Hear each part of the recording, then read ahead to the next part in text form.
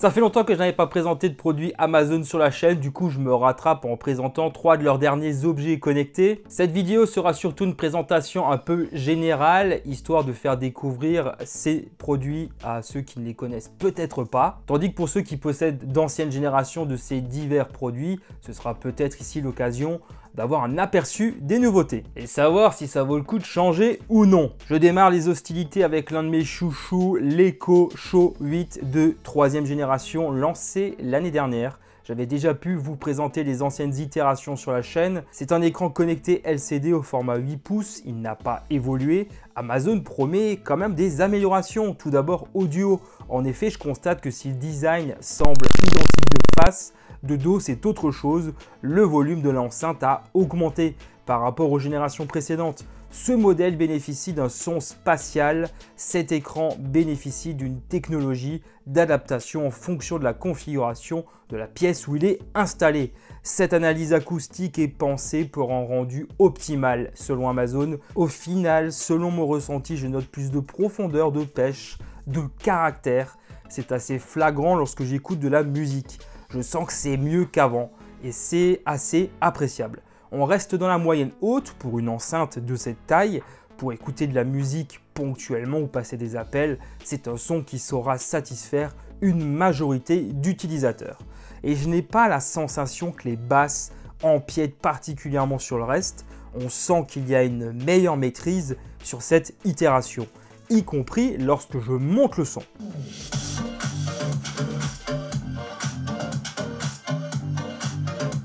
Autre nouveauté appréciable, toujours dans le domaine du son, cette fois avec les visios, le micro profite d'un dispositif de réduction de bruit ambiant. Quelqu'un qui cuisine ou qui fait du bruit dans la pièce ou la télé qui tourne, et il y a une meilleure restitution de la voix en supprimant les bruits parasites. Cet Echo Show est pensé aussi pour être un hub connecté capable de prendre en charge divers protocoles Bluetooth, Zigbee, Thread et Matter. J'ai déjà des produits compatibles Matter chez moi et c'est plutôt cool d'avoir ce genre de possibilités. Mais l'ancienne itération le prenait aussi en charge après avoir été mis à jour. C'est toujours aussi agréable d'avoir autant d'objets connectés pris en charge par Alexa et de pouvoir en profiter sur simple commande vocale. L'écosystème est devenu particulièrement riche avec le temps et l'assistant vocal réagit bien même lorsqu'il y a la télé allumée. Par contre, a parfois un peu plus de mal lorsque j'écoute de la musique à partir de son enceinte directement. Rien d'anormal en soi pour autant. Une puce plus véloce équipe cette nouvelle version, ce qui réduit pratiquement de moitié la latence quand l'écran connecté doit répondre à des requêtes. Pour ma part, j'ai trouvé ça assez flagrant dans mes usages. C'est en effet plus rapide qu'auparavant. Amazon Prime Video et Netflix sont prises en charge sur cet écran. C'est bien, mais pas assez étoffé. Si YouTube est accessible sur les écrans connectés de la marque, c'est uniquement à travers le navigateur et non de manière native. Un peu plus d'ouverture serait un plus non négligeable, à l'instar de ce qui est proposé sur les sticks télé d'Amazon.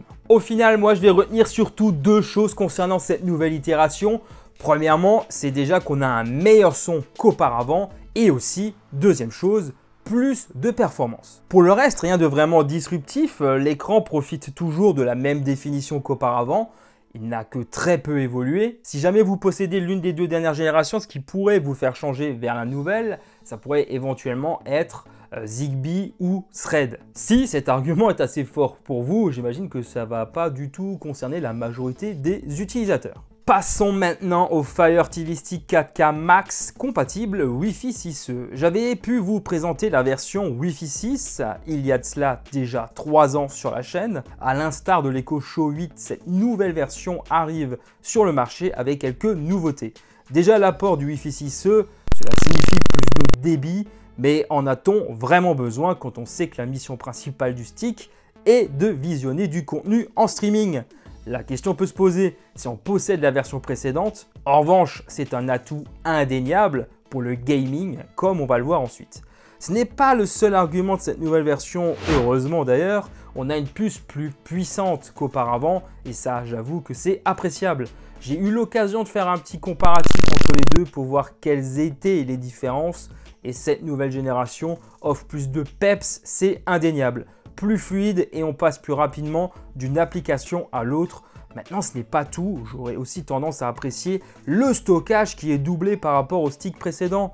On passe ainsi de 8 à 16 Go, de quoi avoir plus d'espace de stockage pour les applications qui, avec le temps, il faut le reconnaître, deviennent de plus en plus volumineuses. L'interface est assez proche de ce que l'on retrouve habituellement sur le marché. Je l'ai toujours trouvé très ergonomique, on s'y retrouve facilement. On a des recommandations de contenu issues de plateformes de streaming et Amazon propose dans son catalogue Prime Video, bien évidemment, mais aussi Netflix, Disney+, même le service d'Apple, sans oublier la plupart des applications de nos chaînes nationales.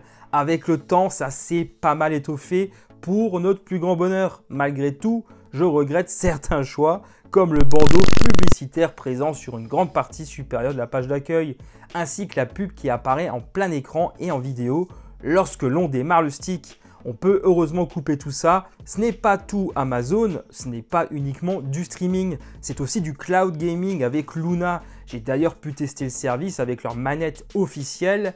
Elle n'est pas obligatoire, on peut très bien utiliser d'autres manettes Bluetooth et jouer à plusieurs titres compatibles. En plus, pour ne rien gâcher, vous avez une formule gratuite qui propose quelques titres plus ou moins populaires pour se faire une idée des performances. Si vous avez la fibre, vous allez pouvoir profiter pleinement du plein potentiel de ce service.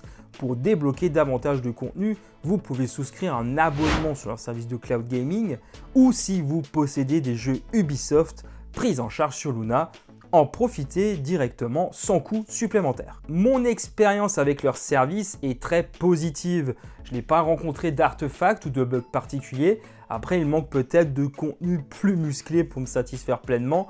Cela viendra peut-être par la suite en fonction des accords tissés entre Amazon et d'autres acteurs du monde du jeu vidéo. Au final, je retiens surtout que cette nouvelle version Wi-Fi 6E profitera surtout à ceux qui recherchent plus de performance et de stockage. Si vous possédez l'ancienne version, je doute que ces seuls arguments suffisent à vous faire changer. Autour de la caméra de surveillance d'intérieur fixe Ring. Pour ma part, ce sera une découverte. Je n'ai pas connu les versions précédentes.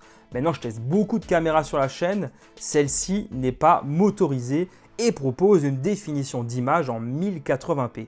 C'est du grand angle. Couvrir une grande pièce n'est franchement pas un problème. Il suffit de la relier électriquement et le tour est joué. Elle ne dispose pas de batterie intégrée. Connexion sans fil via votre Wi-Fi. On peut y accéder facilement à distance en 4 ou 5G. Discuter dans les deux sens. Micro et haut-parleurs sont bien évidemment intégrés. Amazon propose un cache de protection en plastique si l'on désire masquer physiquement l'objectif. Cette notion est aussi proposée pour masquer des zones spécifiques de l'image en mettant des zones de confidentialité.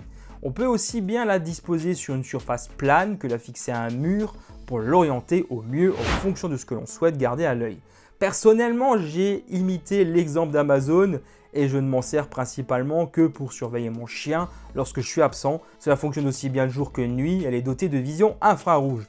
Il y a la notion de détection intelligente de personnes et des notifications enrichies pour savoir d'un coup d'œil ce qu'il se passe en notre absence, sans même avoir à ouvrir l'application. Vous pouvez associer la caméra à divers modes de surveillance, domicile ou extérieur, pour ne pas être filmé lorsque vous êtes chez vous. Et ça évite en même temps d'être spammé par des notifications inutiles par la même occasion. J'apprécie la timeline qui nous permet d'avoir un aperçu rapide sur les différentes activités qui sont détectées. J'aurais aimé qu'Amazon aille encore plus loin en mettant des aperçus sous forme de photos sur la timeline au lieu d'utiliser des espèces de petites barres bleues. En cas d'intrusion, on peut faire retentir une sirène, on peut accéder à des réglages supplémentaires, notamment en ce qui concerne la détection de mouvements et de personnes, pour se concentrer sur une portion de l'image uniquement, régler la sensibilité de détection, les notifications bien évidemment, et mettre en place des plannings. Ce n'est pas terminé, ce produit peut s'intégrer dans un écosystème et fonctionner selon divers scénarios avec d'autres appareils. Par exemple, une caméra détecte un mouvement, les autres caméras seront alertées et commencent à filmer aussi et des lumières s'allument. À voir en fonction des produits compatibles que vous possédez naturellement, il m'est permis d'afficher l'image captée par la caméra sur mon Echo Show sur simple demande et même de parler en utilisant mon Echo Show à travers les haut-parleurs de la caméra. Je vais aussi pouvoir afficher l'image sur mon téléviseur en passant par le stick Amazon a bien compris l'importance de proposer ce genre de fonctionnalité. A noter aussi que j'ai pu profiter à leur formule d'abonnement Ring Connect qui est gratuit pendant 30 jours, donc c'est une version d'essai. Après, il faudra passer à la caisse pour débloquer toutes les fonctionnalités. Cela concerne par exemple les notifications enrichies d'images. Sans l'abonnement, ce n'est plus proposé, même si on aura toujours des notifications, elles seront basiques, sans images. Il n'y a pas non plus d'enregistrement proposé sur carte micro SD, puisqu'il n'y a pas d'emplacement prévu à cet effet tout simplement. Et sans l'abonnement Ring Connect, il n'est même pas possible d'avoir d'enregistrement tout court. Pas de stockage cloud gratuit, même limité. C'est quand même un point important à souligner. Le gros argument de cette caméra reste son intégration dans l'écosystème d'Amazon. À vous de me dire ce que vous en pensez. Voilà, comme ça vous savez clairement quels sont les points importants à souligner concernant ces 3 produits. Si vous voulez aller un peu plus loin, vous retrouverez bien sûr les liens juste en bas en description. Je vais bientôt aussi produire 2 autres contenus, notamment sur l'Echo Show 8 et un autre sur le Fire TV Stick 4K Max pour creuser un peu le sujet, aller un peu plus loin. N'oubliez pas de s'abonner si ça vous intéresse.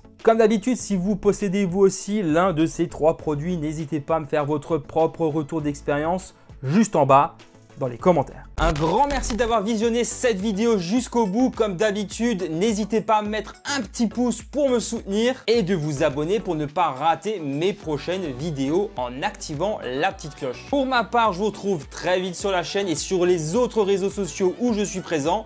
Les liens sont juste en bas en description. À très bientôt. Allez, ciao tout le monde!